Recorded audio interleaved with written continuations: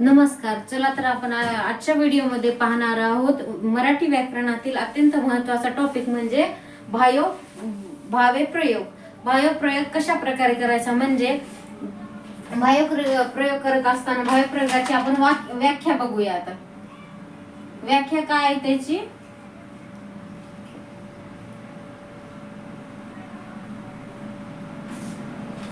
व्याख्या बघा त्याची.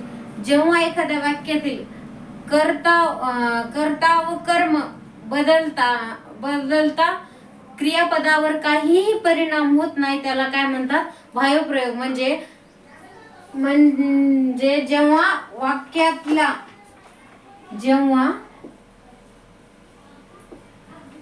वाक्यातला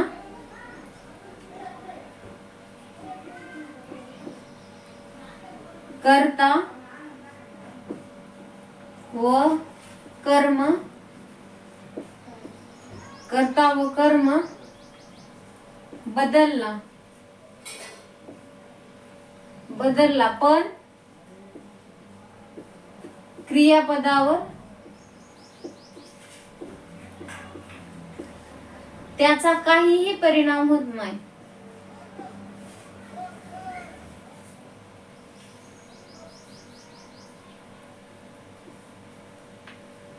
त्याचा क्रियापदावर त्याचा काहीही परिणाम होत नाही.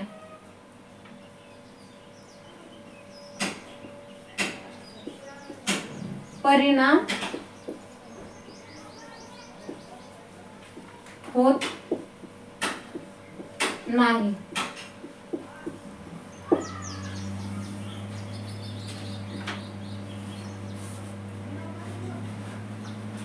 म्हणजे सोप्या भाषेत सांगायचं झालं तर बघा, भावप्रयोगाची व्याख्या काय?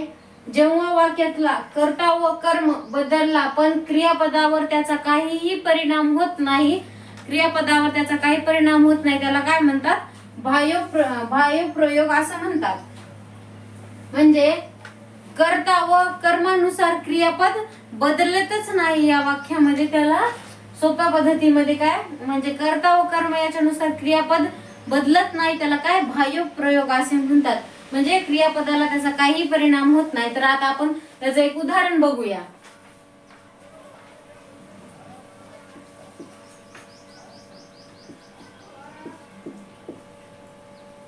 आईने मुलाला मारले.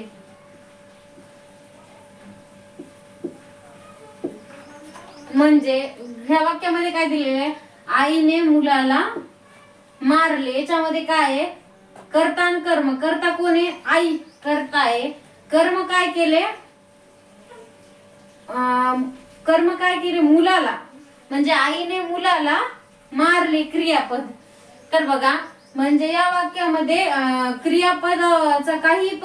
क्रियापदाला काही परिणाम होत नाही. तसंच म्हणजे आणखीन एक उदाहरण घेऊया. याच्यामध्ये बघा, बाबाने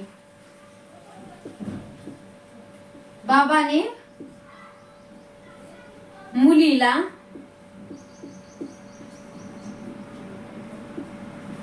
मारले. तर बघा, याच्यामध्ये कर्ता कोण आहे? बाबा. कर्म काय आहे? मुलीला. म्हणजे बाबाने मुलीला मारले. म्हणजे भावे तर ले. म्हणजे आपल्याला सोप्या पद्धतीने म्हणजे शेवटच्या अक्षराला म्हणजे जे क्रियापद दिलेले आहे आपल्याला, ती क्रिया करत असताना ले रे असं जर आलं तर ते सगळ्यात सोपं डोळे झाकून त्याचं उत्तर काय असेल? भावप्रयोग. हा तिथे कोणता प्रयोग होतो? व्याकरणामध्ये भावे प्रयोग हा होतो. अत्यंत सोप्या पद्धतीने अशा प्रकारे भावप्रयोगाचा वापर करायचा. म्हणजे जेव्हा वाक्यातील कर्ता व कर्म बदलले तरी क्रियापदावर काहीच त्याचा परिणाम होत नाही त्याला कोणता प्रयोग म्हणायचा? भावप्रयोग म्हणायचा. तर बघा, आता याचे किती प्रकार पडतात? 3 प्रकार पडतात. तर बघा, पहिला प्रकार काय आहे?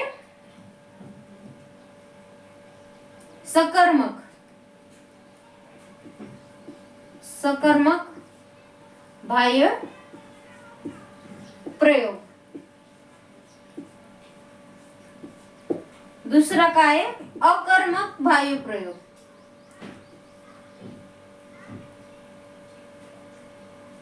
अकर्मक बाह्य प्रयोग.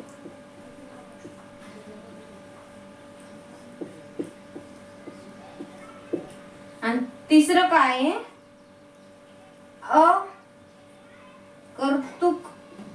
अकर्तुक बाह्य प्रयोग.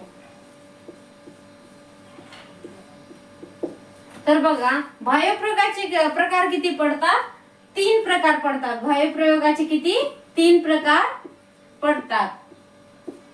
3 प्रकार. त्याच्यामध्ये काय आहे? सकर्मक बाह्य प्रयोग, अकर्मक बाह्य प्रयोग. आणि काय चौथं हे सॉरी तिसरं काय?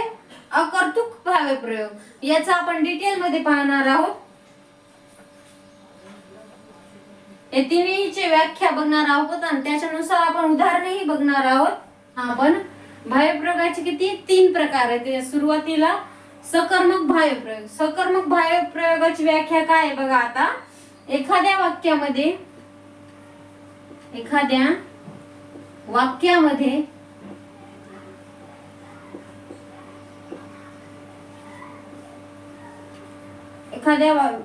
वाक्यामध्ये जर कर्ता किंवा कर्मानुसार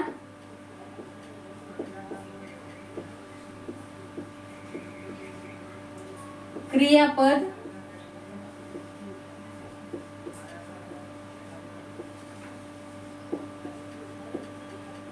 बदलत नाही,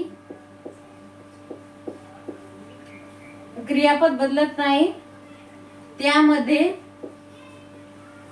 काहीतरी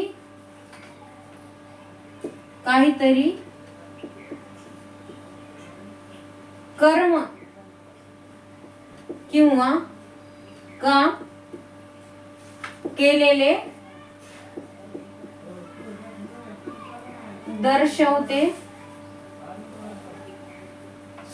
दाखवते किंवा दर्शवते, त्याला काय म्हणायचं?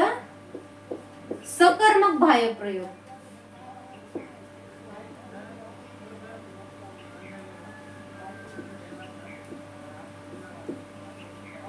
बाह्य प्रयोग.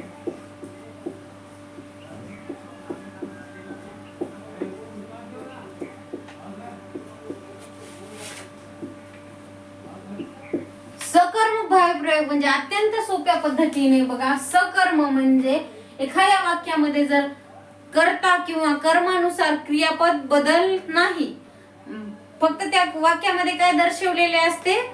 मारले किंवा म्हणजे त्याने काहीतरी काम केले. तर बघा, आपण उदाहरण बघायचं. कर्म केले म्हणजे सकर्मक म्हणजे त्या प्रयोगामध्ये त्याने काहीतरी कर्म केलेले आहेत, त्यालाच काय म्हणायचं? सकर्मक बाह्य प्रयोग असं म्हणायचं. तर बघा, उदाहरण बघूया आपण. उदाहरण बघूया आता. उदाहरण काय? मांजराने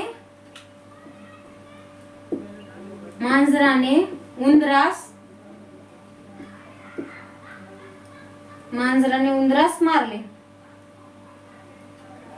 उंदीरास मारले.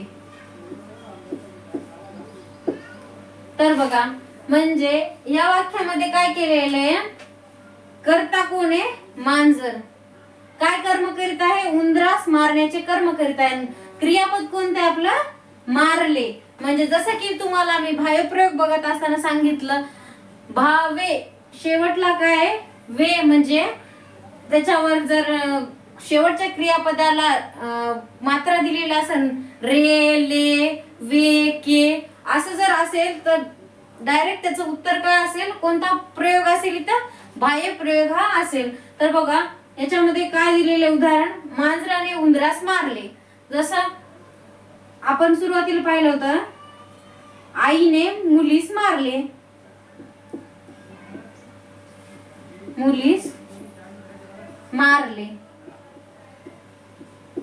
कोणता प्रयोग झाला? सकर्मक. ह्या ठिकाणी काय केलेले? कर्म केलेले या वाक्यातून म्हणजे कर्ता क्रियापदा कर्मानुसार क्रियापद बदलत नाही. कर्म केले असता कोणतेही कर्म केले असता क्रियापद हे बदलत नाही. सकर्मक भावप्रयोग असे म्हणतात त्याला. काम केलेले दर्शव म्हणजे आईने मुलीस मारले किंवा मांजरीने उंदरास मारले.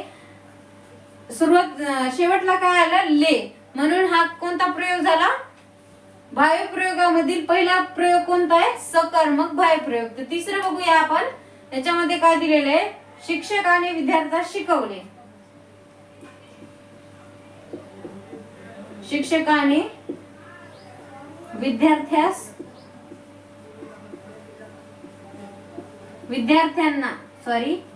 शिक्षकाने विद्यार्थ्यांना शिकविले. काय आलं आता इथं? ले. तर म्हणजे कर्ता, कर्म आणि क्रियापद. तर बघा, शिक्षकाने विद्यार्थ्यांना शिकविले. तर काय झालं? सकर्मक म्हणजे इथं काहीतरी कर्म केले, म्हणजे शिक्षकाने विद्यार्थ्यांना शिकवण्याचे कर्म केले. अशा पद्धतीने सकर्मक भावप्रयोग बघितला. तर आपलं दुसरं कोणतं आहे? अकर्मक भावप्रयोग. आपण अकर्मक भावप्रयोग बघूया. सकर्मक भावप्रयोग अत्यंत सोपा आहे. एखाद्या वाक्यामध्ये जर कर्ता किंवा कर्मानुसार क्रियापद बदलत नाही, म्हणजे क्रिया काय केलेली आहे? मारल्याची, शिकवल्याची क्रिया केलेली. म्हणजे मांजरीने उंदरास मारले, आईने मुलीस मारले, आणि कर्म काय केलेले याच्यामध्ये? म्हणजे काहीतरी कार्य केलेले. शिक्षकाने विद्यार्थ्यांना शिकविले. हे कार्य केलेले म्हणजे शिक्षकांनी विद्यार्थ्यांना शिकवण्याचे कार्य केले, म्हणजे ते सकर्मक भावप्रयोग असे ह्या वाक्यामध्ये सकर्मक भावप्रयोग झालेला आहे.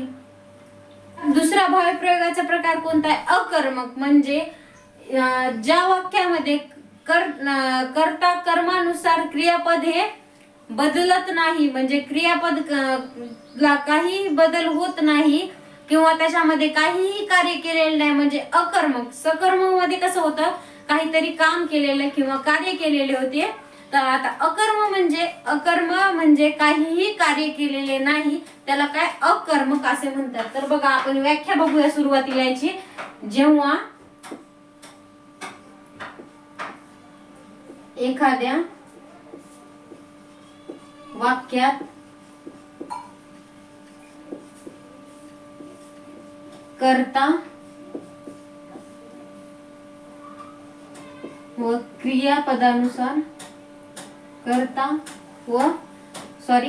कर्मानुसार क्रियापद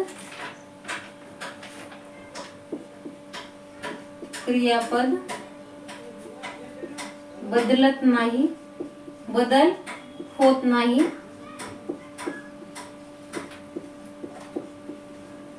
त्या वाक्यात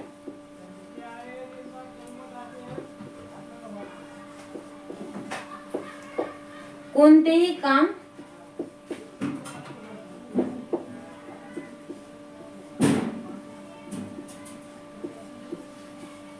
काम न केल्याचे दर्शवते.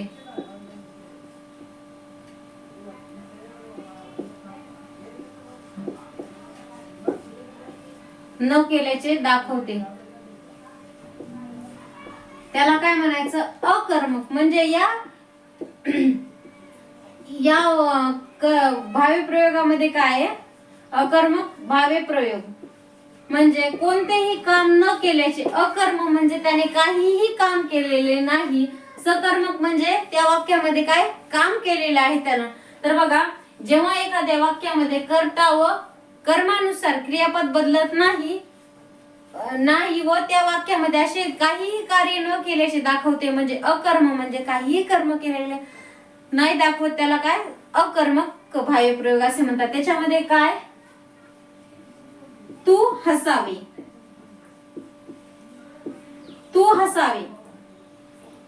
त्याने पाहावे.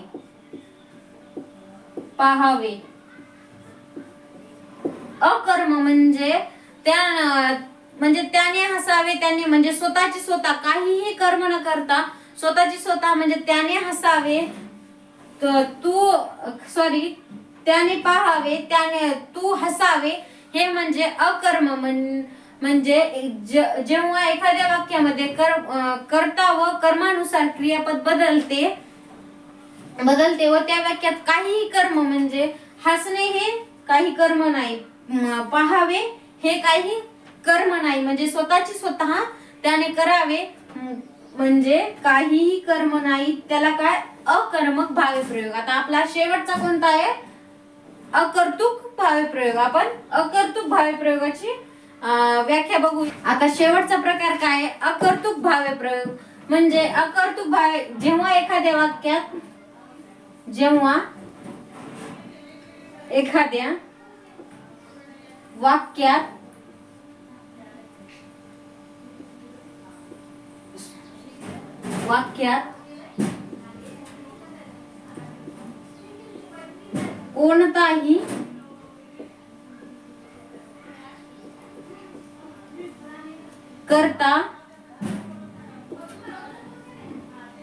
कोणताही करता नाही,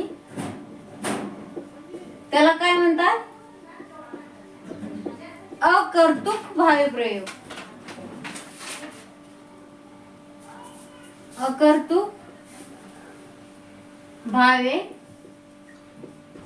प्रयोग. सोप्या पद्धतीत सांगायचं झालं तर अकर्तुक भावे प्रयोग कशाला म्हणतात? ज्या वाक्यामध्ये कोणताही कर्ता नाही, म्हणजे जो कोणी कार्य करतो तो नाहीये, त्याला काय म्हणतात? अकर्तुक. म्हणजे कोणतेही कार्य नाही, त्याला अकर्तुक भावे प्रयोग म्हणतात. त्याची आपण 2 उदाहरणे पाहूया. तर बघा, आज सारखे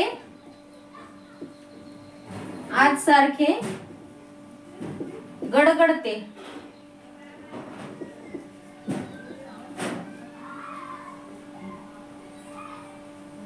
आज सारखे गडगडते म्हणजे या वाक्याला काय गडगडते? कोणताही करता नाही, त्याला काय म्हणतात? त्या वाक्याला काय म्हणतात? अकर्तुक भावे प्रयोग. म्हणजे शेवटच्या अक्षराला मात्रा असला त्याला काय म्हणतात? अकर्तुक भावे प्रयोग असे म्हणतात. तर कोणताही करता नाहीये त्या वाक्याला काय म्हणतात? अकर्तुक भावे प्रयोग. आज सारखे गडगडते, आज मळमळते, आज सारखे